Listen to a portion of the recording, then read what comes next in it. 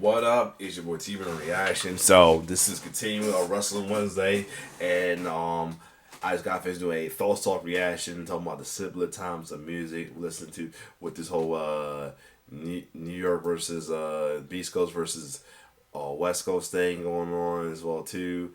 But we're going to talk about similar time when it comes to gaming with wrestling games as well too, when either time the NES or the Super Nintendo as well too.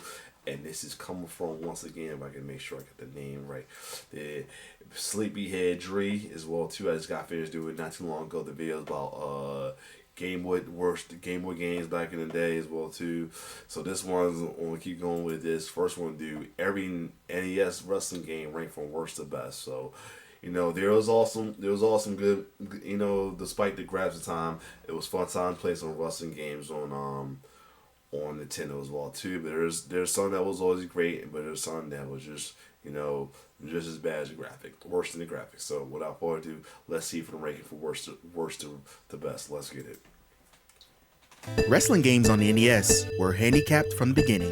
While the NES was a really advanced cartridge-based console for the time, it didn't lend the squared circle much leeway in making good games. Despite that, 9 games in total were made for the NES about the reps, and I bet you want to know which one is the best and which one is a jobber to the stars. In this list, I'll go over each of them briefly, listing its pros and cons with its position depending on how much I like them.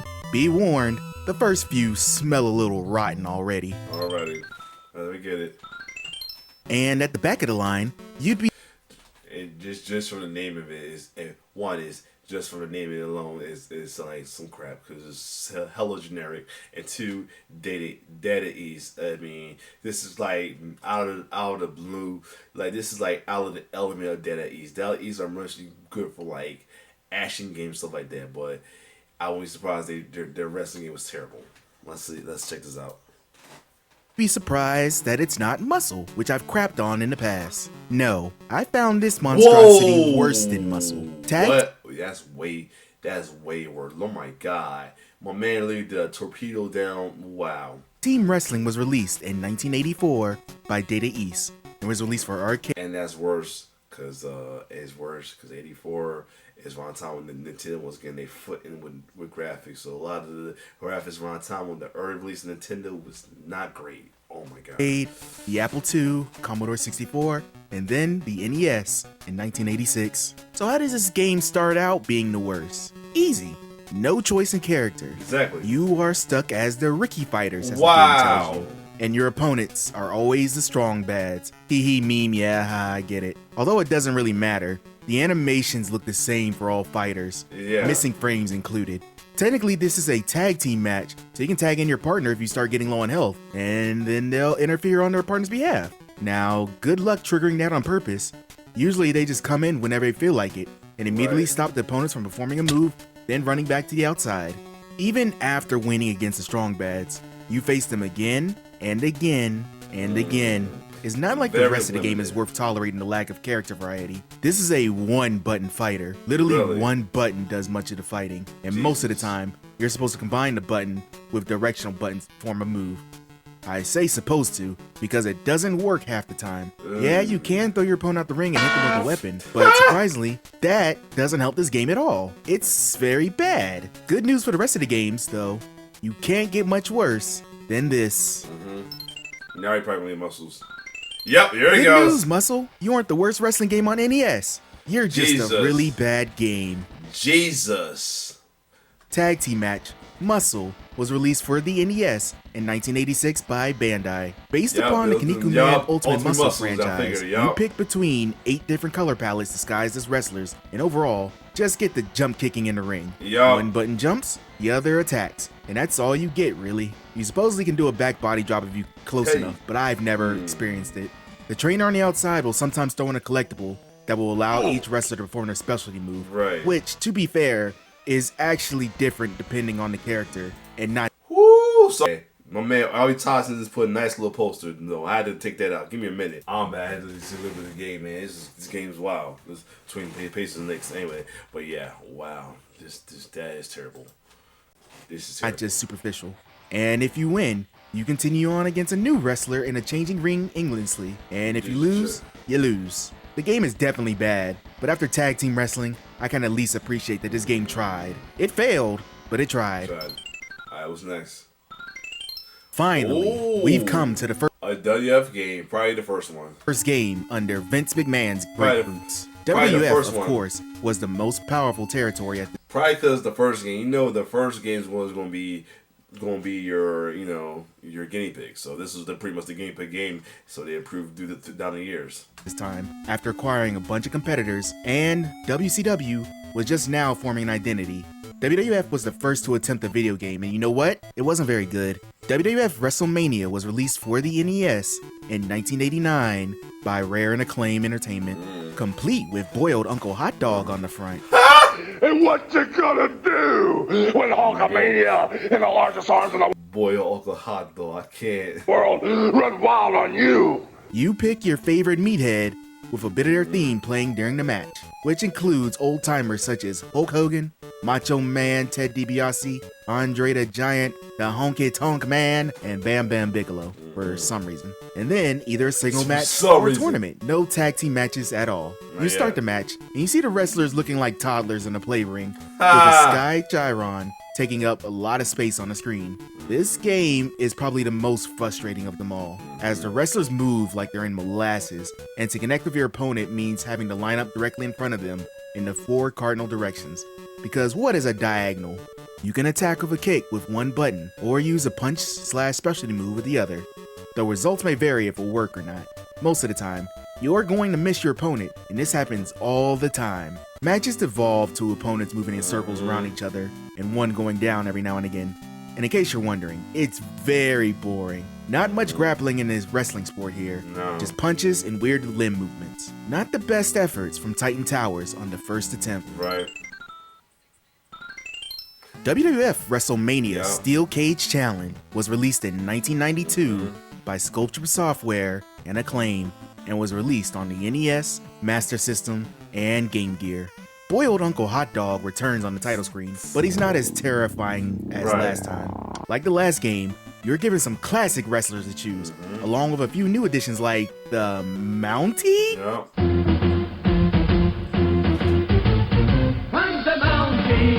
Taking a slightly overview look, the wrestlers, while looking a little like who they claim to be, actually animate really well. It's too bad they animate slow as hell, as wrestling can be super monotonous. One button punches, another kicks. Press both to run and get close, and press both much as you want to perform a grapple. Honestly, the fighting in this isn't too different from the original WWF WrestleMania, though it does have a few new modes. Along with the single and tag message, you also get the tag and WWF Championship modes, which is a gauntlet against all the other wrestlers in pursuit of championship gold. You can also, as the title suggests, do a steel cage match, which honestly is pretty cool for the look, even though it can slightly block the screen and make it hard to see your wrestlers doing anything. Fun for a little bit, nevertheless, this game grows tiresome quickly with the limited moves. However, those looking to have a little bit of dumb... Again, it's like I said, it's development. I mean, it's a growing process, so, they got a little bit better, but not as much, though, so yeah, probably got like fun in a cage. You should try this game out.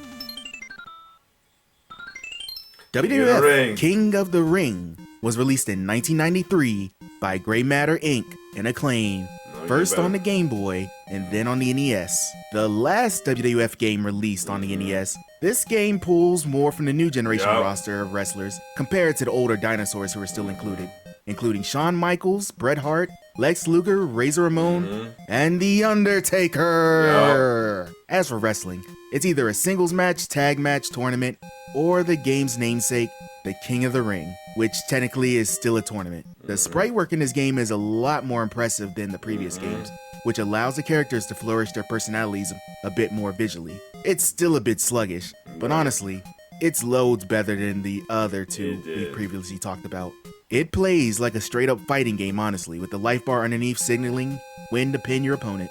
You get a button to punch and a button to kick, with other moves going to the directional movements along with the buttons. Now that sounds standard by this point, but it really isn't. You'll just end up using the suplex over and over and over again and stomping your opponent on the ground because it's the easiest thing to do. The judgment over who wins a grapple is based upon who can press the A button faster. Right. So if you're good at that, congrats. You basically conquered a game. And as someone who was looking for a little bit more depth, it's pretty lacking here. The fighting isn't too hooking, so you'll probably get bored sooner than as game and pace is one. later and move on. Alright, we got now. WWF WrestleMania. I think that I see that mean must be a little higher. So yep. The challenge was released for the NES in 1990 by Rare and Acclaim, the best out of the classic NES WWF games. WrestleMania Challenge is different from the other 3 WWF games. For one, you're on an isometric grid with the wrestlers themselves looking like wrestling toys. Second, you gain a Survivor Series mode, which instead of 5-on-5, it's 3-on-3. But oh well, it still works, and it's fun. You also get a more varied group of characters to choose, including yourself. I don't remember when I turned Caucasian, but whatever. I would rather play as yourself than even look at Brutus Beefcake. Right. This game is a little tricky. You get a strike button and a grapple button, and pressing them together unleashes a powerful strike at the cost of your health, conveniently located on the side of the rings. One problem. I low-key hate games when games do that, yeah, but I get it. I get it, but at the same time, I hate it. The grapple can be super wonky. Trying to grapple in this game is difficult because you can't even tell if you're pressing the right button half the time. Something the computer has absolutely no difficulty with whatsoever. I ended up losing a lot in this game, and although it's better than the rest, it's still not what I'm looking for in an NES wrestling game. Now, after all this Federation garbage, it's WCW's time to shine, and to be honest, it's not too bad. WCW Wrestling was released for the NES in 1990 by Nichibutsu and FCI Inc. The actually broad group of wrestlers includes stars like Ric Flair, Sting, Road Warrior Animal, and WCW Master? Yeah, this game actually includes a varied list of wrestlers from the Southern promotion. 12 in fact. But you choose either single or multiplayer, regular tag team matches, and then your moves? Yeah, you literally assign your grapple moves per directional input. Nice. That's a new one for me. Anyway, the match starts and wow, see how fast this looks? Graphics in general aren't the best, but the wild Miami Beach Technicolor is better than the bland black look of the other games. But this game is actually fun, mostly due to the fact that moves can actually be performed relatively easily, and the game is fast enough that you don't get bored just trying to perform even the basic stuff. The character depth and the choosing of your own specialty moves helps add some variety to the game, and combined with the gameplay, actually ends up with a decent title in the beginning of the 90s. WCW games would hit their peak arguably with WCW/NWO Revenge on the Nintendo 64, but this isn't a bad start to the high-speed train wreck that WCW would eventually become. Alright, what's next? Probably no Federation. The old meme classic, From Starman to A Star Is You. This is probably the most well-known NES Pro Wrestling game there is. But does it hold up? Pro Wrestling was released in 1987 by Nintendo, first for the Famicom, then for the NES and arcade. You pick through a variety of characters, all the same body type, but different colors and facial features, and you go through a gauntlet of your fellow athletes. Pro Wrestling doesn't do much fancy, but honestly that's okay because the fighting itself is functional. You can punch with one button and sidekick with the other, and get used to the sidekick. That's quickly what both sides will rely on. The grapple, you get close and combine with the button combinations, do suplexes, Irish whips, and even throw your opponent out of the ring. Each character has a special move that does massive damage, and the match either ends with a pin or timeout. Pro Wrestling is pretty simple to pick up and start, but the dropkick duels can quickly get tiring. They become the standard when both players' health is high, with the other moves coming in once they are slower to get up and actually resist. But all in all, Pro Wrestling is a quick and fun pick up and play wrestling distraction, and so far, the best on the console. Well, it would be if a new challenger hadn't entered the ring. Right.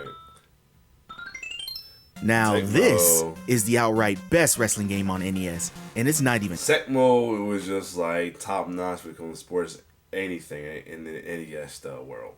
Before EA 2K ever just Tecmo ruled the sports gaming world in back in the day. Well, Nintendo, Genesis, and Super Nintendo.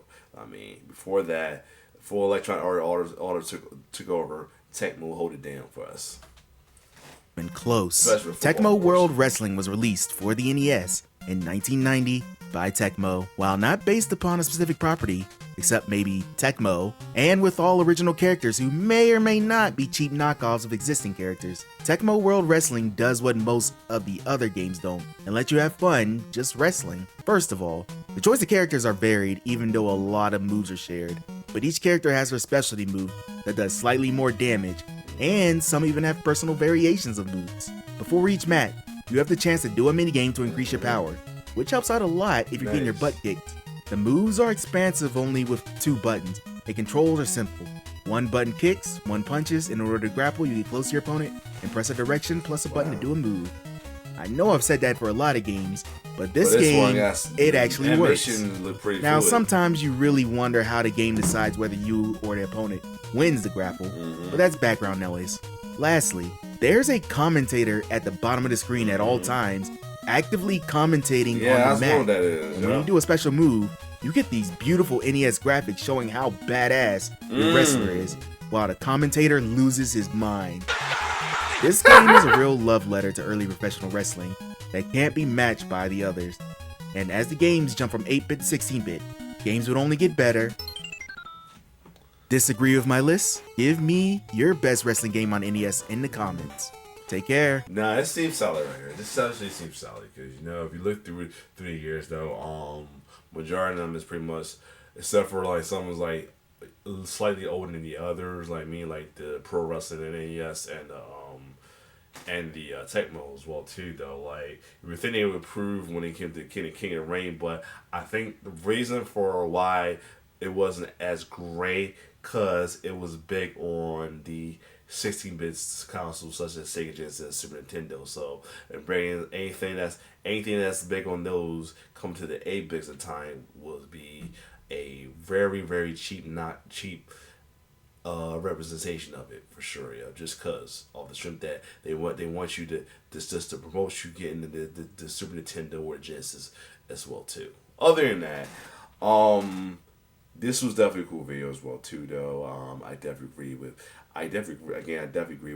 the ranking of these as well too. Like I said, these are the first videos are pretty much early incarnation of wrestling, and it improved through the years, which they kind of did in a way. And they went up a little bit, went down because this came in '93. Because if you see it, Rush Channel came out earlier than that, and then WCW was pretty good. But other than that, the ranking was solid. Shout out to what's his name again, Sleepyhead Dre. If you like my reaction, like, share, subscribe to my YouTube channel. It's your boy T-Bird signing off. One love.